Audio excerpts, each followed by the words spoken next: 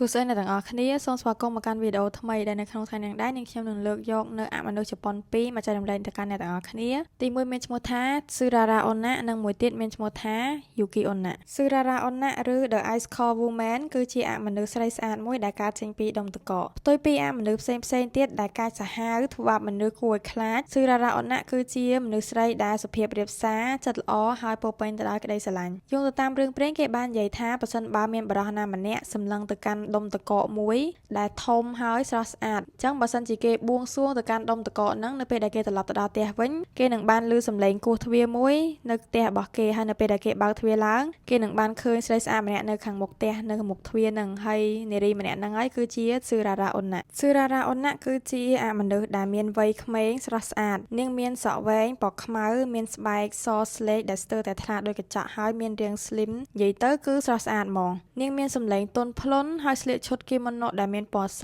ឬក៏ពេលខ្លះមានពណ៌ផ្ទៃមេឃស្រាលរីឯកែវភ្នែករបស់នាងវិញគឺថ្លាដូចទឹកកកអញ្ចឹងហើយនាងមានរាងកាយត្រជាក់ដែលខុសប្លែកពីមនុស្សធម្មតាគេនិយាយថាបើយើងមើលនាងនៅខាងក្រោមពន្លឺព្រះច័ន្ទឬក៏នៅក្រោមព្រឺធ្លាក់យើងនឹងឃើញថាស្បែករបស់ Tsurara Onna ហ្នឹងគឺថ្លាដូចទឹកកកគ្រីស្តាល់អញ្ចឹងដោយសារតែភាពស្រស់ស្អាតរបស់នាងនឹងហើយទើបធ្វើឲ្យគេអត់សូវចាប់អារម្មណ៍អត់ដឹងថាម្នាក់ហ្នឹងគឺជាអមនុស្សទេជាធម្មតា Tsurara Onna នឹងបង្ហាញខ្លួននៅរដូវរងាហើយនៅពេលដែលរដូវផ្ការីកចូលមកដល់ព្រិលនិងដុំទឹកកកចាប់ផ្ដើមរលាយហើយ Tsurara Onna ហ្នឹងក៏បាត់ខ្លួនទៅតាមនឹងដែរដោយសារតែ Tsurara Onna រស់នៅដោយមនុស្សធម្មតាញ៉ាំអាហារដោយមនុស្សធម្មតាចេះញញឹមចេះសើចមានអារម្មណ៍ក្តីស្រឡាញ់ដោយមនុស្សធម្មតាដែរចឹងហើយមនុស្សយើងអត់ចាប់អារម្មណ៍ថានាងគឺជាអមនុស្សទេគឺពិបាកសម្គាល់ថា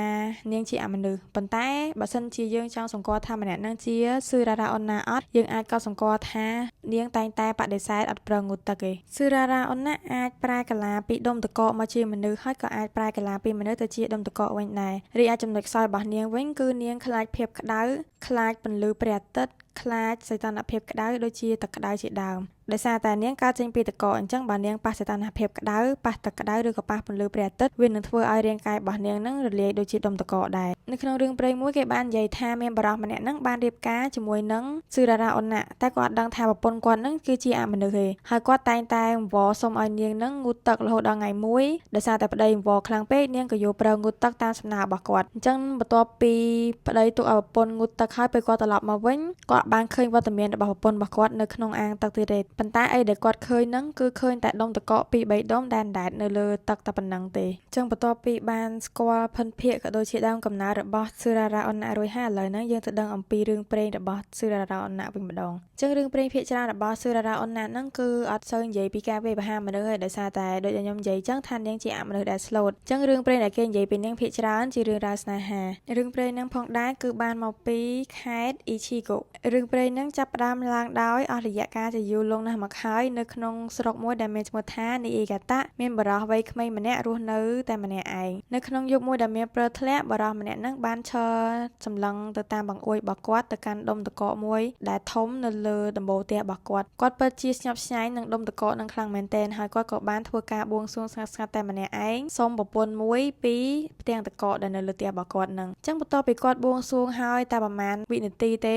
រួមទៅមួយផ្លែតទេគាត់ស្រាប់តែបានឮសំឡេងនរណាម្នាក់ហ្នឹងគោះទ្វារផ្ទះរបស់គាត់ហើយនៅពេលដែលគាត់បើកទ្វារផ្ទះទៅគាត់បានឃើញស្ត្រីវ័យក្មេងដ៏ស្រស់ស្អាតម្នាក់កំពុងឈរនៅនឹងតែម្នាក់ឯងនាងបាននិយាយថានៅខាងក្រៅហ្នឹងវាពិតជាគួរឲ្យខ្លាចខ្លាំងណាស់មានខ្យល់ធ្លាក់ខ្លាំងមានព្រិលធ្លាក់ខ្លាំងជាងហើយនាងអាចសុំគាត់ស្នាក់នៅផ្ទះហ្នឹងមួយយប់បានអត់អញ្ចឹងបរិសម្នាក់ហ្នឹងបន្ទាប់ពីបានឮស្រីស្អាតសុំស្នាក់នៅមួយយប់ចឹងហើយគាត់ក៏យល់ព្រមហើយបានហៅនារីម្នាក់ហ្នឹងឲ្យចូលទៅក្នុងផ្ទះរបស់គាត់អញ្ចឹងនារីម្នាក់ហ្នឹងមិនមែនស្នាក់នៅនឹងតែមួយយប់ទេបានស្នាក់នៅនឹងយូរថ្ងៃអញ្ចឹងអស់រយៈពេលពីមួយថ្ងៃទៅមួយថ្ងៃនៅមួយគ្នាមួយថ្ងៃទៅមួយថ្ងៃទៅពួកគេទាំងពីរនាក់ហ្នឹងក៏បានលងស្រឡាញ់គ្នាទៅវិញទៅមកហើយមិនយូរប៉ុន្មានពួកគេក៏បានព្រមព្រៀងរៀបការជាមួយគ្នាហើយរស់នៅជាមួយគ្នាយ៉ាងមានក្តីសុខនៅក្នុងរដូវរងានឹងឯងប៉ុន្តែនៅក្នុងថ្ងៃមួយពេលដែលរដូវផ្ការីកចូលមកដល់ស្ត្រីហ្នឹងស្រាប់តែបាត់ខ្លួនចេញពីផ្ទះដល់ដឹងមូលហេតុហើយអត់ត្រឡប់មកវិញទេសុកបាត់ខ្លួនហ្មងបើទោះបីជាប្តីហ្នឹងខំស្វែងរកប្រពន្ធនៅកន្លែងណាក៏ដោយខំសួរណាគេក៏ដោយក៏អត់ដែលមានណាគេបានឃើញនារីម្នាក់ហ្នឹងទេហើយក៏អត់ដឹងថានាងបាត់ខ្លួន ខ្លួនទៅណ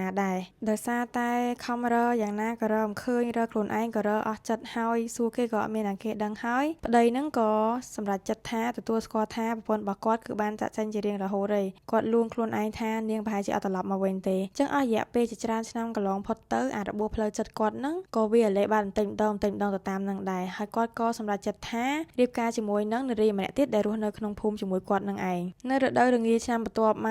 ព្រើធ្លាក់ក៏ចាប់ផ្ដើមត្រឡប់មកវិញបរិសម្នាក់ហ្នឹងបានសម្លឹងទៅក្រៅផ្ទះតាមបុយរបស់គាត់ស្រាប់តែបានឃើញដុំតកកមួយទៀតដែលធ្លាក់មកពីលើដបូលគាត់ដោយការគាត់បួងសួងសុំប្រពន្ធអញ្ចឹងហើយភ្លាមហ្នឹងក៏ស្រាប់តែបានឮសំឡេងមួយទៀតគោះទ្វារផ្ទះដោយការពីគាត់បួងសួងសុំប្រពន្ធដែរបន្ទាប់ពីបើកទ្វារគាត់ស្រាប់តែបានឃើញស្រីសស្អាតម្នាក់ឈរនៅខាងមុខគាត់នឹងដែលនារីម្នាក់ហ្នឹងហើយបានបាត់ខ្លួនអស់រយៈពេលជាយូរមកហើយនៅពេលដែលបានឃើញនារីម្នាក់ហ្នឹងភ្លាមបរិសម្នាក់ហ្នឹងគឺពិតជាភ្ញាក់ផ្អើលខ្លាំងមែនទែនគាត់ក៏បានសួរនាងថាតើអ្នកឯងហ្នឹងទើបត្រឡប់មកពីណាខ្ញុំបានខំព្យាយាមស្វែងរកអ្នកជារៀងរាល់ថ្ងៃអស់រយៈពេលជាច្រើនឆ្នាំថៃបានអ្នកឯងហ្នឹងសុកបាត់ខ្លួនដោយអត់និយាយទាំងអស់ចឹងស្រីម្នាក់ហ្នឹងក៏បានឆ្លើយមកគាត់វិញទាំងក្រៀមក្រំថាមនុស្សម្នាក់សុទ្ធសឹងតែមានហេតុផលរបស់គេរៀងខ្លួនហើយបានប្រកាសថាអ្នកសុទ្ធតែយល់ហេតុផលទាំងអស់ហ្នឹងទេខ្ញុំក៏អញ្ចឹងដែរខ្ញុំក៏មានហេតុផលរបស់ខ្ញុំដែរប៉ុន្តែអ្នកបានក្បត់សន្យារបស់អ្នកដែលអ្នកបានសន្យាថាអ្នកនឹងស្រឡាញ់ខ្ញុំជារៀងរហូតអស់មួយជីវិតអ្នកបាននិយាយថាក្តីស្រឡាញ់របស់អ្នកគឺរឹងមាំហើយនឹងយូរអង្វែងដូចដុំតកកដែលនៅលើដំបូលផ្ទះរបស់អ្នកចឹងប៉ុន្តែហេតុអីឥឡូវហ្នឹងអ្នករៀបការជាមួយនឹងមនុស្សស្រីម្នាក់ទៀតបន្ទាប់ពីបាននិយាយប៉ុណ្ណឹងហើយ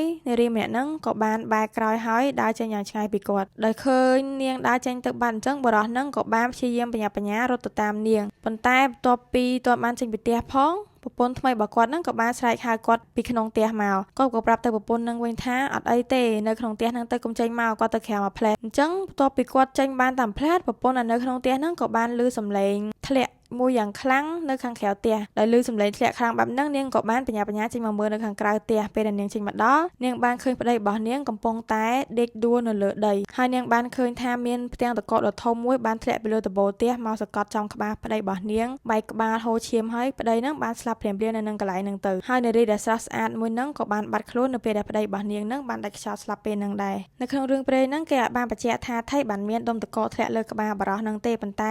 ែអ្នកខ្លះទៀតគេជឿថាបរោះម្នាក់ហ្នឹងគឺត្រូវបានស៊ឺរ៉ារ៉ាអូណាហ្នឹងសម្លាប់ហើយនាងសម្លាប់គាត់ដោយសារតែនាងឈឺចិត្តខូចចិត្តដែលគាត់ក្បត់ពាក្យសន្យាហើយមួយទៀតនាងប្រច័ណ្ឌដែលគាត់យកប្រពន្ធថ្មីចឹងហើយក៏នាងសម្លាប់គាត់ឲ្យស្លាប់ទៅដើម្បីឲ្យអស់ចិត្តដោយសារតែគាត់ហ្នឹងបានធ្វើឲ្យខ្លួនឈឺចាប់រឿងព្រេងរបស់យើងហ្នឹងក៏ចាប់ត្រឹមតែប៉ុណ្្នឹងឯងសាច់រឿងរបស់ស៊ឺរ៉ារ៉ាអូណាហ្នឹងគឺតំណាងឲ្យក្តីស្រឡាញ់ដែលស្រស់ស្អាតប៉ុន្តែវាអត់ថិតថេរទេដូចជារដូវរងាចឹងរឿងរ៉ាវរបស់ស៊ឺរ៉ារ៉ាអូណាហ្នឹងគឺធ្វើឲ្យមនុស្សយើងទាំងអស់គ្នាហ្នឹងដឹងថាលើโลกហ្នឹងអត់មានអីដែល forever ទេបានន័យថាអត់មានអីដែលថិតថេរជាអមតៈទេមិនថាទោះបីជាយើងខំប្រឹងយ៉ាងណាក៏ដោយខំប្រឹងថែរក្សាវាបួងសួងដើម្បីវាយ៉ាងណាក៏ដោយក៏វាអត់ថិតថេរដែរប្រៀបដូចជារដូវរងាដ៏ស្រស់ស្អាតចឹងប្រៀបដូចជាព្រិលប្រៀបដូចជាដុំតកកដ៏ស្រស់ស្អាតចឹងមុននឹងក្រោយគង់តែរលាយដោយសារតែកម្ដៅថ្ងៃទេដោយសារតែបែបហ្នឹងហើយទើបរឿងរ៉ាវរបស់ស៊ឺរ៉ារ៉ាអូណាហ្នឹងខ្លាយទៅជារឿងមួយដែលធ្វើឲ្យមនុស្សភាគច្រើនអាចបំភ្លេចបានចឹងឥឡូវហ្នឹងយើងចូលដល់សាច់រឿងរបស់ Yuki Onna ម្ដង Yuki Onna ឬក៏ Snow Woman គឺជាអមនុស្សដ៏ចំណាស់និងគួរឲ្យខ្លាចមួយរបស់ប្រជាជនជប៉ុនតាមរឿងព្រេងគេនិយាយថា Yuki Onna មានសម្រស់ស្រស់ស្អាតទេរីតែស្អាតហ្នឹងសិតតែពឹសពុលអញ្ចឹងគេនិយាយថានាងមានសម្រស់ស្រស់ស្អាតមានកម្ពស់ខ្ពស់ខ្លាំងមានសក់វែងពណ៌ខ្មៅហើយមានស្បែកសដូចព្រិលរីឯបបោមាត់របស់នាងវិញមានពណ៌ខៀវឬក៏ស្លេកអត់មានពណ៌និងមានកែវភ្នែកមុតស្រួយព្រមទាំងពាក់ឈុតគីម៉ូណូពណ៌សគេនិយាយថាសម្រស់របស់Yuki Onna ហ្នឹងគឺស្អាតសឹងតែអត់គួរឲ្យជឿប៉ុន្តែរាងកាយរបស់នាងវិញគឺត្រជាក់ដូចតកកអញ្ចឹង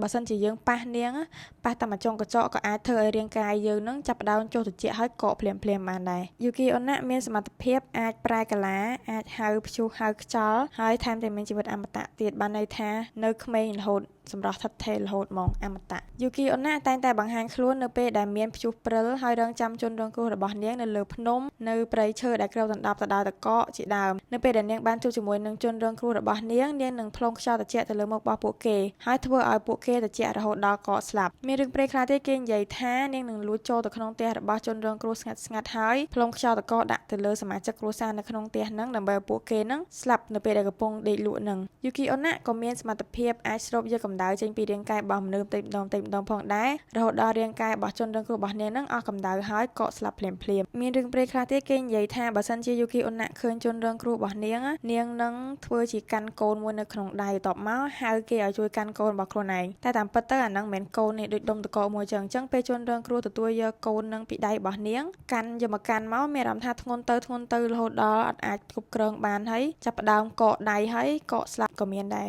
អ្វីត្បិតតែចរិតលក្ខណៈរបស់យូគីអូណានឹងយ៉ាងកាចសាហាវចឹងមែនប៉ុន្តែរឿងព្រេងខ្លះគេនិយាយថាយូគីអូណានឹងពេលខ្លះក៏ចេះមានមនោចេតនាចេះមានក្តីស្រឡាញ់ជាមួយមនុស្សដែរមានរឿងដំណាលមួយគេបាននិយាយថាយូគីអូណានឹងបានលងស្រឡាញ់ជាមួយនឹងបរិសម្នាក់ហើយរស់នៅជាមួយគ្នាយ៉ាងមានក្តីសុខប៉ុន្តែរឿងមួយដែលប្លែកហ្នឹងគឺយូគីអូណានឹងអត់ចេះចាស់ទេដែលជាហេតុដែលធ្វើឲ្យប្តីរបស់នាងនឹងដឹងថាការពិតទៅប្រពន្ធរបស់គាត់នឹងមិនមែនជាមនុស្សធម្មតាទូទៅទេហើយក្រោយពីដឹងការពិតស្នេហារបស់ពួកគេក៏បញ្ចប់ទៅតាមរឿងនឹងដែរអញ្ចឹងបន្ទាប់ពីបានដឹងអំពីភិនភាគរូបរាងរបស់យូគីអូណាហើយយើងទៅដឹងអំពីរឿងព្រេងដ៏ល្បីល្បាញមួយដែលតាក់ទងជាមួយនឹងយូគីអូណាម្ដងអស់រយៈពេលជាយូរលង់ណាស់មកហើយនៅក្នុងខេត្តមូសាឈីមានបរិសកាត់ឈើពីរនាក់រស់នៅដែលបរិសចំណាស់ជាឪពុកនឹងមានឈ្មោះថាមូសាគឹរីឯបរិសវ័យក្មេងជាកូនវិញមានឈ្មោះថាមីណូគីឈីដែលមានអាយុ18ឆ្នាំនាល្ងាចមួយនៅរដូវរងាពេលដែលត្រឡប់មកពីកាត់ឈើវិញឪពុកកូនពីរនាក់នឹងអត់អាចរកផ្លូវត្រឡប់មកផ្ទះវិញបានទេដោយសារតែព្រិលធ្លាក់ខ្លាំងពេកហើយព្រិលធ្លាក់បានកប់លុបទៅលើផ្លូវដែលគាត់ធ្លាប់ទៅធ្វើដំណើររាល់ដងចឹងហើយដោយសារតែបែបហ្នឹងឪពុកកូនពីរនាក់នឹងក៏សម្រេចចិត្តថានឹងរកកន្លែងគួរសមណាមួយដើម្បីស្នាក់នៅក្នុងព្រៃនឹងមួយយប់អញ្ចឹងបន្ទាប់ពីដើរបានបន្តិចពួកគេក៏បានឃើញខ្ទមរបស់អ្នកស្ទូចត្រីមួយដែលទុកចោលនៅក្បែរមាត់ទន្ល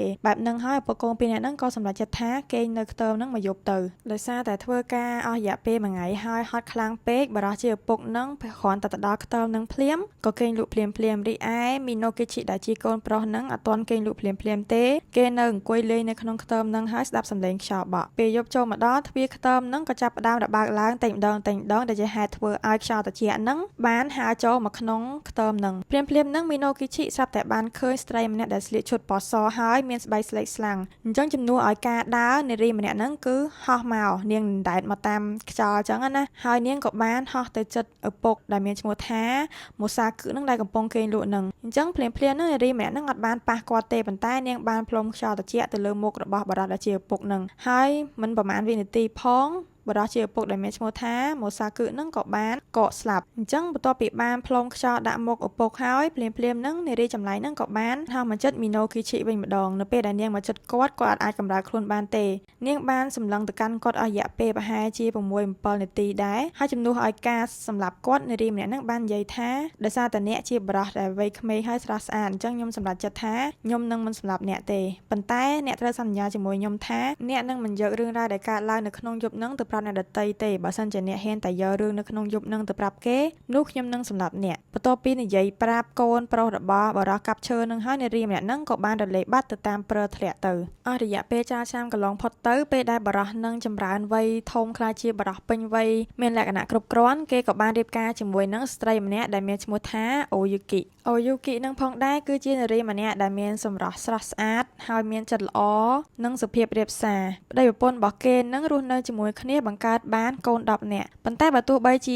ការរៀបការហ្នឹងកន្លងផុតទៅអស់រយៈពេលយូរយ៉ាងណាក៏ដោយអូយូគីហ្នឹងគឺអត់ចាស់ទេបានន័យថាពេលដែលរៀបការមកនាងនៅវ័យក្មេងប៉ុណ្ណាសម្រាប់កូនបាន10នាក់ហើយគឺនៅតែសម្រស់នៅតែប៉ុណ្្នឹងដដែលអត់ចាស់ទេនៅក្នុងយប់មួយនៃរដូវរងាមីណូគីឈីហ្នឹងបានសម្លឹងមើលមុខប្រពន្ធរបស់គាត់តាមរយៈពន្លឺភ្លើងទៀននៅក្នុងផ្ទះហ្នឹងហើយព្រិលនៅខាងក្រៅហ្នឹងបានធ្លាក់ដែលជាហេតុធ្វើឲ្យគាត់ហ្នឹងនឹកឃើញទៅដល់រឿងរ៉ាវរបស់ស្ត្រីចម្លែកម្នាក់ដែលគាត់បានជួបកាលពីគាត់នៅក្មេងហ្នឹងដោយអត់បានគិតអីទាំងអស់បរិសដែលជាប្តីនឹងបានសម្រេចចិត្តថានឹងប្រាប់រឿងរ៉ាវដែលគាត់បានជួបនឹងទៅដល់អូយូគីបន្ទាប់ពីបានដំណើររឿងរ៉ាវសាច់រឿងដែលគាត់បានជួបប្រទះកាលពីគាត់នៅក្មេងជាមួយនឹងឪពុករបស់គាត់ហើយភ្លាមនឹងប្រពន្ធរបស់គាត់ស្រាប់តែក្រោកឡើងហើយនាងបាននិយាយទៅកាន់គាត់ថាបរិសដែលគាត់បានជួបកាលពីក្មេងនឹងគឺជានាងដែលជាហេតុធ្វើឲ្យមីណូគីឈីនឹងភ្ញាក់ផ្អើលខ្លាំងមែនទែនហើយគាត់ក៏នឹកឃើញថាគាត់បានក្បត់ពាក្យសន្យាដែលធ្លាប់សន្យាជាមួយនាងនៅក្នុងយប់នោះភ្លាមនឹងយូគីអូណារៀបនឹងសម្រាប់គាត់ហើយប៉ុន្តែចៃដន្យអីនាងក៏លេចឃើញទៅក៏បានឃើញកូនរបស់ពួកគេទាំងពីរនាក់នាងស្រឡាញ់កូនរបស់នាងណាស់ហើយជំនួសឲ្យការយកជីវិតរបស់គាត់នាងបាននិយាយទៅកាន់គាត់ថានាងព្រមទុកជីវិតឲ្យគាត់ដោយសារតែនាងស្រឡាញ់កូនហើយអាណិតកូនខ្លាចថាបើនាងសម្លាប់គាត់ទៅនឹងគ្មានអ្នកណាមើលថែកូនហើយមុននឹងចាកចេញនាងក៏បានគម្រាមទៅកាន់គាត់ថាគាត់ត្រូវតែថែរក្សាកូនរបស់ពួកគេនឹងឲ្យបានល្អបន្ទាប់ពីនិយាយចប់នាងក៏បានរលាយទៅតាមព្រិលបាត់ខ្លួនជារៀងរហូតហើយតាំងពីពេលហ្នឹងមកមីណូគីឈីអត់ដែល ឃើញនាងទៀតទេរឿងរ៉ាវមួយទៀតបានកើតឡើងនៅក្នុងស្រុកយ៉ាម៉ាកាតាដោយមានប្តីប្រពន្ធចាស់ៗពីរនាក់រស់នៅក្នុងខ្ទមមួយជិតនឹងជើងភ្នំនាងល្ងាចព្រើធ្លាក់មួយប្តីប្រពន្ធពីរនាក់ហ្នឹងបានឃើញស្ត្រីម្នាក់ដើរនៅតាមផ្លូវហើយមកដល់មុខខ្ទមរបស់គាត់ហើយប្តីប្រពន្ធហ្នឹងក៏ហៅនាងអញ្ជើញនាងឲ្យចូលទៅសម្រាកនៅក្នុងផ្ទះរបស់ពួកគាត់ពេលដែលអញ្ជើញនាងចូលទៅដល់ក្នុងផ្ទះហើយប្តីប្រពន្ធពីរនាក់ហ្នឹងបានជួយឲ្យនាងកម្ដៅខ្លួននិងចែកអាហារមួយចំនួនទៅដល់នាងញ៉ាំផងដែរហើយនិយាយដោយរួសរាយរាក់ទាក់ជាមួយនាងពេលយប់ជ្រៅចូលមកដល់ភ្លាមហ្នឹងនារីម្នាក់ហ្នឹងស្រាប់តែស្ទុះក្រោកឈរឡើងហើយនាងបាននិយាយថានាងដល់ពេលត្រូវចាកចេញទៅហើយប្តីប្រពន្ធពីរនាក់ហ្នឹងផងដែរក៏បានអង្វរនាងអត់ចង់ឲ្យនាងចេញទៅទាំងយប់ហ្នឹងទេដោយសារតែព្រើធ្លាក់ខ្លាំងពេកបាននិយាយថាឲ្យនាងហ្នឹងស្នាក់នៅនឹងរហូតដល់ចាំព្រឹកទៅចាំទៅប៉ុន្តែនារីម្នាក់ហ្នឹងវិញអត់ស្ដាប់ទេនៅតែទទូចចង់ចេញទៅភ្លាមហ្នឹងបរិះជាប្តីក៏បានស្ទុះទៅចាប់ដៃនាងហើយគណៈពេលដែលគាត់ចាប់ដៃនាងហ្នឹងដៃរបស់នាងគឺត្រជាក់ខ្លាំងជាងតកកទៀតហើយគណៈពេលដែលគាត់ចាប់ដៃនាងភ្លាមកម្ដៅនៅក្នុងខ្លួនរបស់គាត់ចាប់ផ្ដើមបាត់បន្តិចម្ដងហើយភ្លាមហ្នឹងផងដែរនារីម្នាក់ហ្នឹងក៏បានរលាយប្រែខายទៅជាផ្សែងទៅជាអាប់ហើយហើរចេញទៅតាមកំពង់ខ្យល់នៅក្នុងផ្ទះរបស់គាត់នឹងបាត់ទៅពេលហ្នឹងហើយទើបប្តីប្រពន្ធពីរនាក់ហ្នឹងដឹងថាក៏ពិតទៅពួកគេបានអញ្ជើញយូគីអូណាឲ្យចូលទៅស្នាក់នៅក្នុងផ្ទះរបស់ពួកគេរឿងរ៉ាវចុងក្រោយនេះគឺស្រដៀងទៅនឹងរឿងរ៉ាវរបស់ស៊ឺរ៉ារ៉ាអូណាដែរដែលកើតឡើងនៅក្នុងស្រុកនីកាតាដោយមានបរិះម្នាក់ហ្នឹងបានរៀបការជាមួយនឹងប្រពន្ធម្នាក់ដែលមានស្បែកសដូចព្រិលហើយមានភ្នែកថ្លាដូចតកកជារៀងរាល់ល្ងាចបរិះដែលជាប្តីហ្នឹងចូលចិត្តងូតទឹកក្តៅខ្លាំងមែនទែនប៉ុន្តែប្រពន្ធរបស់គាត់វិញតែងតែបដិសេធអត់ព្រមងូតទឹកមួយគាត់ទេហើយគាត់ក៏យល់ដែរថាថៃបានប្រពន្ធរបស់គាត់ហ្នឹងតែងតែបដិសេធជាមួយគាត់នៅក្នុងការងូតទឹករហូតចឹងនៅក្នុងយប់មួយនៃរដូវរងាហ្នឹងគាត់បានវល់ប្រពន្ធគាត់ឲ្យងូតទឹកម្ដងទៀតហើយនាងព្យាយាមបដិសេធជាមួយគាត់ដែរប៉ុន្តែចុងក្រោយដោយសារតែគាត់វល់ខ្លាំងពេកក៏យល់ព្រមទៅចឹងអស់រយៈពេលតែ 2-3 នាទីទេពេលដែលគាត់ត្រឡប់មកឆែកមើលម្ដងទៀតគាត់បានដឹងថាប្រពន្ធរបស់គាត់ហ្នឹងបានបាត់ខ្លួនហើយអីដែលគាត់ឃើញហ្នឹងគឺឃើញតែដុំតកកពីរដុំដែននៅក្នុងអាងទឹកនឹងឯងរីឯប្រពន្ធចម្លែករបស់គាត់ហ្នឹងបានរលាយបាត់ជារៀងរហូតទៅរឿងរ៉ាវរបស់យូគីអូណាគឺបង្ហាញឲ្យយើងដឹងអំពីទាំងភាពស្រស់ស្អាតនិងភាពគួរឲ្យខ្លាចដែលមាននៅក្នុងព្រិលតកកហើយមួយវិញទៀតរឿងហ្នឹងក៏គេចង់បង្ហាញយើងដឹងថាមនុស្សហើយនិងអមនុស្សគឺអាចរស់នៅជាមួយគ្នាទេហើយអាចកំបាំងក៏មិនអាចលាក់ចិត្តរហូតដែរសម្រាប់អ្នកទាំងអស់គ្នាវិញបើសិនជាអ្នកទាំងអស់គ្នាកំពុងដើរនៅលើភ្នំដែលមានព្រិលតកកហើយស្រាប់តែឃើញស្រីស្អាតម្នាក់ឈរនៅហ្នឹងតើអ្នកទាំងអស់គ្នាហ៊ានចូលទៅជិតហើយនិយាយជាមួយនឹងនារីម្នាក់ហ្នឹងអត់ចឹងឥឡូវហ្នឹងខ្ញុំចង់មកប្រាប់អ្នកទាំងអស់គ្នាបន្តិចអំពីភាពខុសគ្នាមួយចំនួនរបស់ស៊ឺរ៉ារ៉ាអូណាហើយនិងយូគីអូណាទាំងស៊ឺរ៉ារ៉ាអូណាទាំងយូគីអូណាហ្នឹងសុទ្ធសឹងតែជាអមនុស្សដូចគ្នាគ្រាន់ថាស៊ឺរ៉ារ៉ាអូណាគឺជាអមនុស្សដែលពោពេញទៅដោយក្តីស្រឡាញ់ហើយស៊ឺរ៉ារ៉ាអូណាហ្នឹងគឺមិនមែនជាអមនុស្សអាក្រក់ឯបានន័យថានាងកើតឡើងពីក្តីស្រឡាញ់កើតចេញពីការបួងសួងរបស់បរិះណាម្នាក់ដែលសារតែគេចង់ឲ្យប្រពន្ធពេលដែលគេបួងសួងសុំប្រពន្ធទៅអញ្ចឹងស៊ឺរ៉ារ៉ាអូណាហ្នឹងនឹងកើតមកហើយប៉ុន្តែយូគីអូណាវិញគឺជាបិសាចព្រិលតកកហ្មងបានន័យថានាងហ្នឹងតែងតែរស់នៅពេលដែលមានព្រិលតកកពេលដែលមានព្រិលធ្លាក់ហ្នឹងហ្មងហើយយូគីអូណាហ្នឹងអត់សូវមានក្តីស្រឡាញ់ឯភាគច្រើនរឿងរ៉ាវរបស់នាងគឺចេញមកសម្រាប់មនុស្សធ្វើបាបមនុស្សផ្លុំខ្យល់តកកដាក់គេឲ្យគេកកស្លាប់ចឹងទៅកម្រមានរឿងរ៉ាវដែលបង្ហាញអំពីក្តីស្រឡាញ់ណាចឹងសាច់រឿងរបស់យើងថ្ងៃហ្នឹងក៏ចប់តែប៉ុណ្្នឹងដែរបើសិនជាអ្នកនរគ្នាចូលចិត្តកុំភ្លេចជួយចុច like subscribe ក៏ដូចជាចែករំលែកវីដេអូហ្នឹងផងហើយបើសិនជាខ្ញុំមានកំហុសខុសឆ្គងត្រង់ណាសូមអធិស្ឋានអភ័យទោសជួបគ្នានៅក្នុងវីដេអូក្រោយបាយ